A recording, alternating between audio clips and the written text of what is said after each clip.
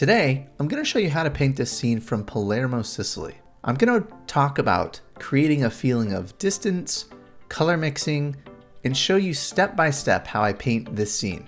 I wanted to put this airplane right here in a prominent spot, so I'm choosing the lower left third of the scene and framing it in a way where I can still show the sky and some of the fantastic rock formations around the runway here. After I lay the drawing in, I wet down the back and the front of the paper, and now I'm ready to get started with my first wash. One thing you'll notice right away is that the airplane is quite a bit lighter than the background of the scene.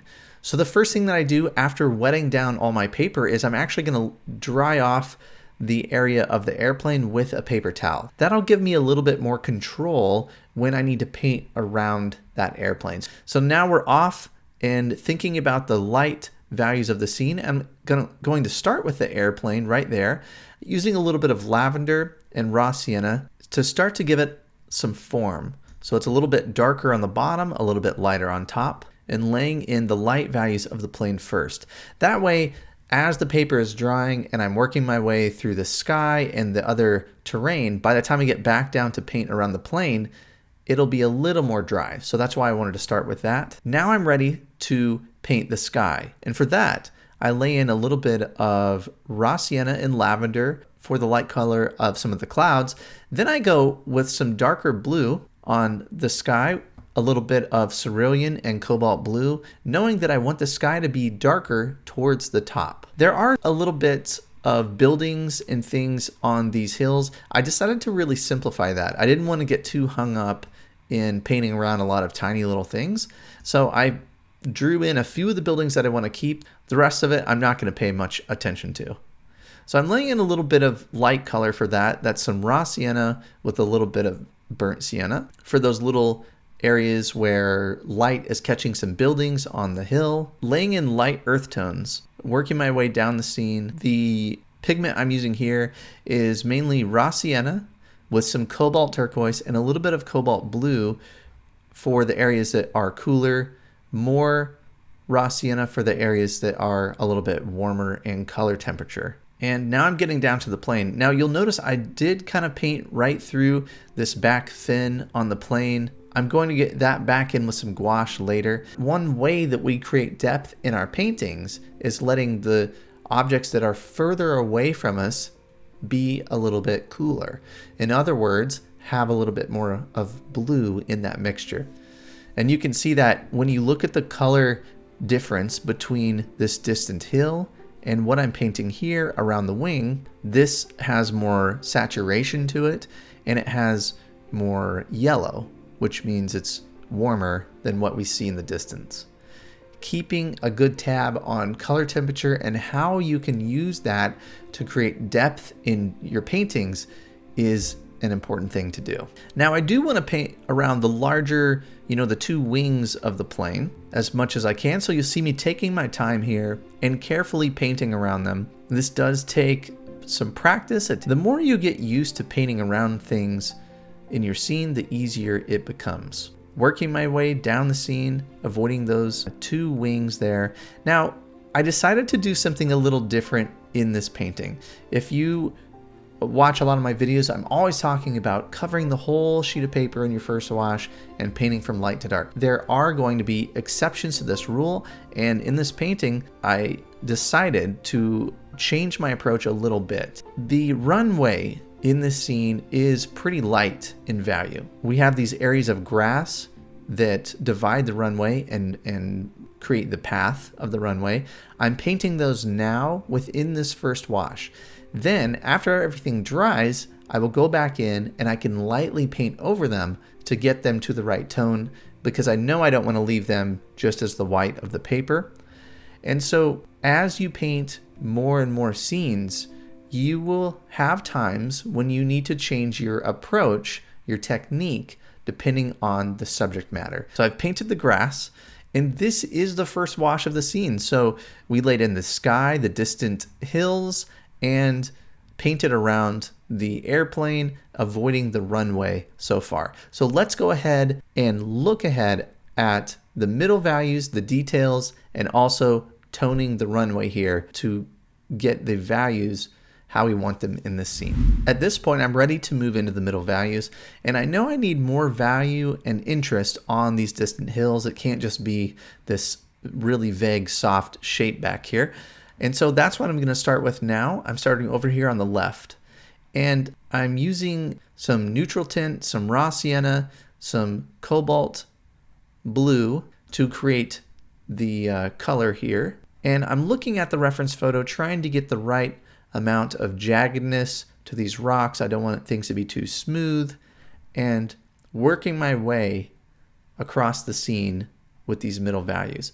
Now once again I'm painting around this back fin, I don't know if you call that a fin, I'm not sure what you call that back part of the airplane, and working my way left to right, keeping these hills in mind. Now while this shape is damp, I can drop in some richer pigment to create these little bits of variation. When I'm painting something like this, and this applies to painting in general, I'm often looking at a shape and thinking about how do I recreate that within watercolor? What texture do I need? What pigment do I need? And you can give shapes form when you drop in darker value while the shape is still wet. So adding in little bits here with these trees, that's a way to do that. This was an important area of this background hill. The shape of it was so interesting, and that's what I was trying to capture here. And I wanted some coolness because this part of the hill is further away than this part here. So cooler in the background and then more saturation as I get closer. So there's a rock sticking up that's a little closer to us. This is why that first wash was important, because I'm now able to leave little parts of that behind. If I had just painted all blue of the sky and not paid attention to the light values of the hill, I wouldn't have as much flexibility.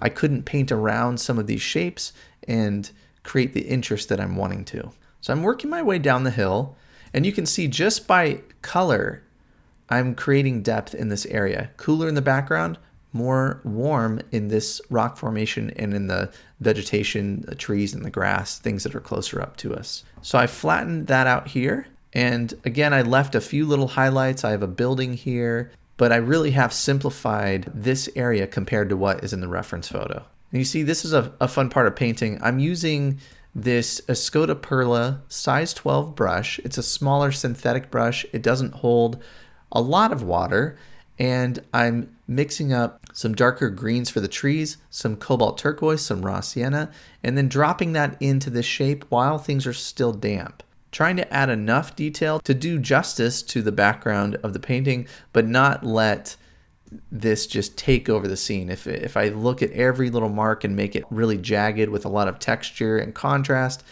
that's going to take over the painting.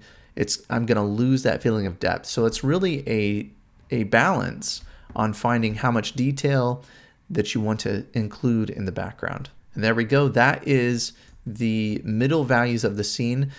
After I let this dry, I'm going to put in the details on the plane, and then I'm going to tone the runway down with a little bit of a wash and finish up the painting. All right, the first thing I'm going to do now is add some value to the runway. It's too stark. I can't leave it the white of the paper. It would look like there's snow sitting on the runway, which is silly and doesn't work with the scene. So what I need to do is tone this down. I'm using a mixture of raw sienna and lavender once again, and I want to have lighter values up here, and then as I work my way down, I want to darken that up and use richer pigment.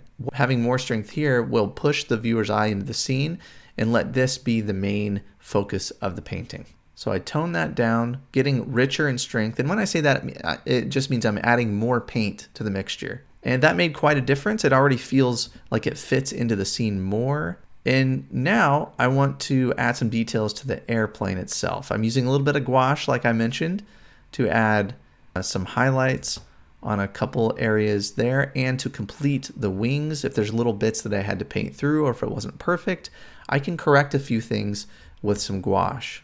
Added a few little highlights there. Now I'm going to get into some of the darks on the engine and some of the details, the little shadows under the wing, adding a little bit more value to the bottom of the plane to give it some more form, putting in the wheels, which will help ground it and let it sit on the ground, and obviously the very important window, which makes it suddenly make sense. Now, so that's where we are here, and things are starting to come together. I still need some more details, and I need to get the shadow in under the plane as well. In the reference photo, there's some color on the plane. I decided to go ahead and add some of that in, and for that, I just used a little bit of cadmium orange and raw sienna for that little faint bit of color, and I needed to touch up the window just a little bit and add some contrast. Now I'm connecting the wheels to the shadow, getting the shadow down on the ground, and now I'm looking at the background. Is there anything else that I need to finish the scene? Little bits of texture in the background.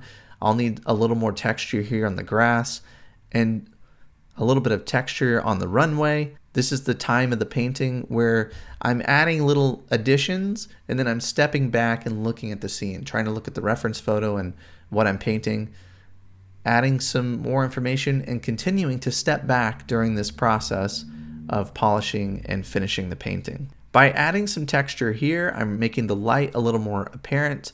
The painting is looking less flat when we add those bits of dark in to imply some cast shadows. And I felt like the runway needed a little bit of texture. It all looks kind of plain and bare right now. I'm using my calligraphy brush because I like the texture that I'm able to create here. And all I want is a few sweeping lines into the scene. And so I've laid that in now, adding a few little darks to the buildings, finishing those up. And now the painting is looking a lot more complete. A few little touches with gouache, and there's a look at the finished painting. I hope this view of my process was helpful for you. I enjoyed painting this. This was a fun scene. I like scenes that combine a beautiful landscape with some architectural or man-made elements like the airplane, the runway, the little bits of buildings in the distance. Whether you are an experienced painter or you're just starting out, I have a great resource for you if you have questions about my approach to painting. Take a look at this. Have you ever been really excited about a painting and you get all set up, you find that right reference that you're excited about, and then it's time to go and you feel lost? I have a free resource that I want to give to you today that can help with these problems.